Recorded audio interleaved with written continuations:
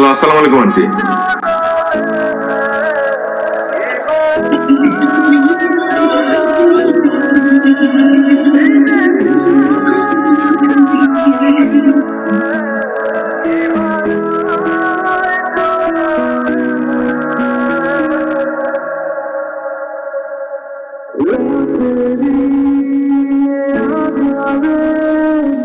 Aunty, uncle কি হয়েছে? হ্যাঁ, আমাদের সব শেষ হয়ে গেছে। কি হয়েছে আন্টি? হ্যাঁ, মেয়েটা মনে হয় বাঁচবে না। ভিতর কি হয়েছে? মেয়েটা মনে হয় বাঁচবে না। কি বলছে না কেন? কি হয়েছে? কি বাইরে যে কথা বলুন, এখানে কথা বলা যাবে না। আইসিইউর সামনে চিৎকারটা কিছু করা নিষেধ।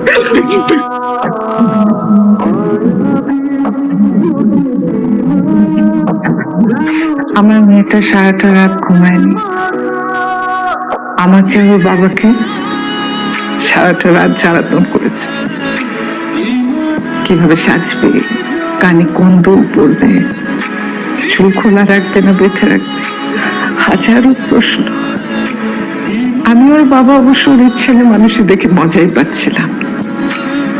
মাঝরাতে এসে সে আমাদের বলল সে তার নাম পাল্টে ফেলবে। মা, মা, মা দরজা খোলো।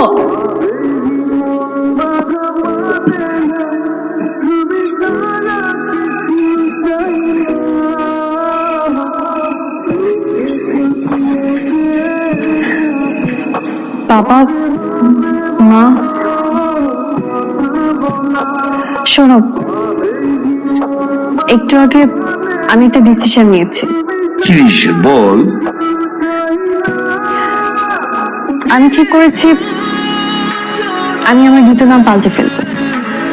আমার নাম রাখবো বৃষ্টি। হঠাৎ এই সিদ্ধান্ত নেওয়ার কারণটা কি?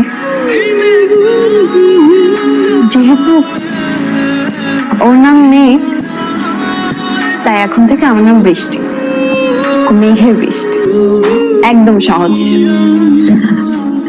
জানি তোমাদের দেয়া নাম চেঞ্জ করলে তোমরা কষ্ট পাবে, কিন্তু আমার কিছু করার নেই। এতদিন এত কষ্ট করে তোকে বড় করলাম, এত সুন্দর দেখে একটা নাম রাখলাম। কোথাকার কোন ছেলের জন্য আজকে তুই তোর নামটা পাল্টে ফেলবি? মা, এটা তুমি কি বললা? কেন? কোথাকার কোন ছেলে মানে? শোনো, তোমাকে একটা কথা স্ট্রেট বলি, আজকের পর থেকে কখনো ওকে নিয়ে কোনো উল্টাপাল্টা কথা বলবা না। আরে আমি তো মজা করে বলেছি। না, তুমি ওকে নিয়ে মজা করে কোনো কথা বলবা না। না, তুমি জানো আমি কল্পনায়, স্বপ্নে ঠিক যেমন মানুষকে চেয়েছি ঠিক সেরকম, একটু কমও না, একটু বেশিও না। আচ্ছা ঠিক আছে, মজা করেও কিচ্ছু বলবো না। এখন তো খুশি? খুশি। এবার একটু ঘুমাই, অনেক রাত হচ্ছে। ওকে, গুড নাইট। ঋতুর মা, ও সরি বৃষ্টির মা, আমাকে নিউজ পয়েন্ট দাও।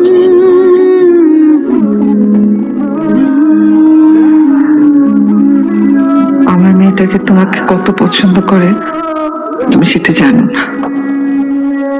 তোমার সাথে ও খারাপ ব্যবহার করেছিল না, সেটা দেখার জন্য তুমি কিভাবে রিয়াক্ট করো। তুমি ওকে বলেছিলে না নীল শাড়ি পরে যেতে? আমার খুব ভালো নীল শাড়ি ছিল না, সেটার জন্য যে আমাকে কত কথা শুনিয়েছে।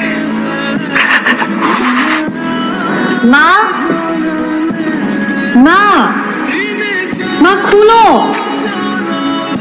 খুলিয়ে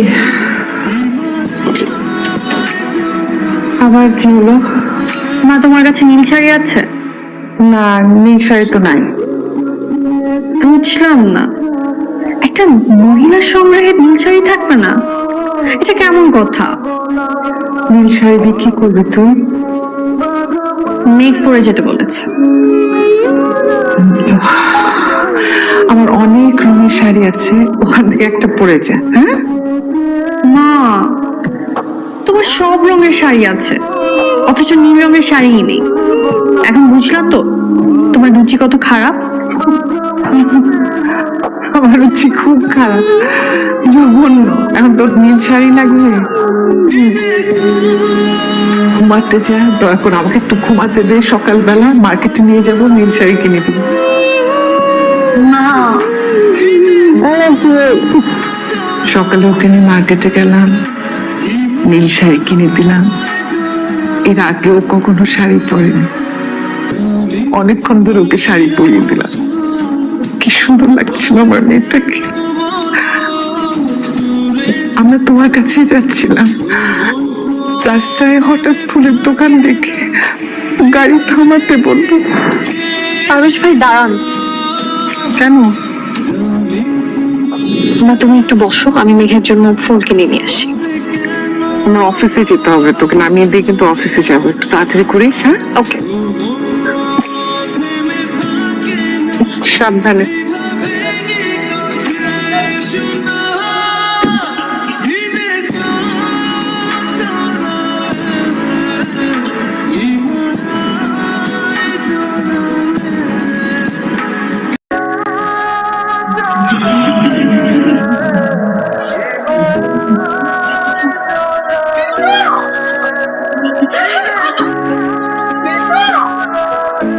বাবা, আমার মেয়েটা আমার চোখের সামনে ছিটকে পড়লো রাস্তায়, আমি কিছুই করতে পারলাম না। বাবা, আমার চোখের সামনে আমার মেয়েটা।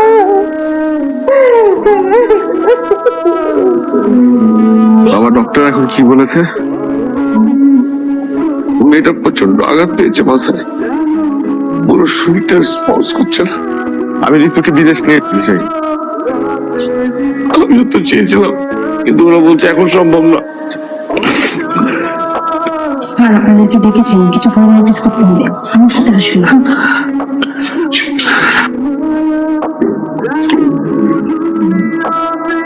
পেপারগুলো একটু সাইন করে দিন। আমরা আমাদের মতো চেষ্টা করছি, কিন্তু আপনারা যে কোনো সংবাদ জন্য মানুষের প্রস্তুতি রাখুন প্লিজ। সাইনটা কি আমি করতে পারি? আপনি রোগীর কে হন?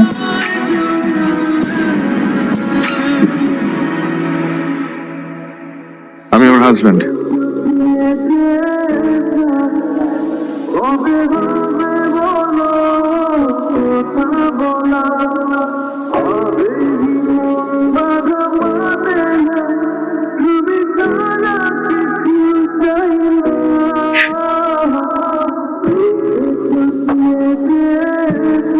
ডক্টর, আমি কি তোর সাথে দেখা করতে পারি?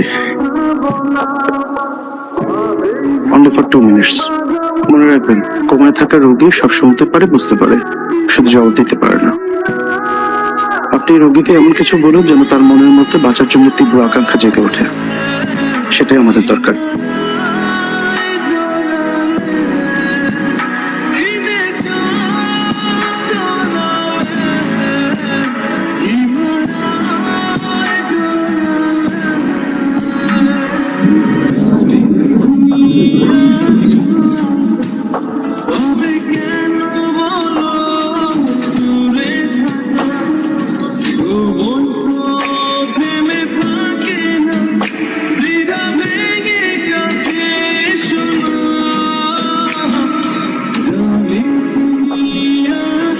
কাল দেখা হচ্ছে।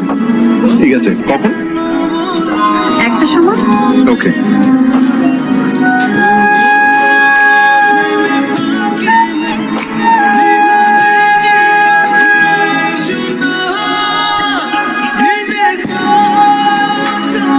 তুমি আমাকে দুটো শর্ত দিয়েছিলে, 5 বাচ্চার শর্তটা তো আর পূরণ করতে পারবো না।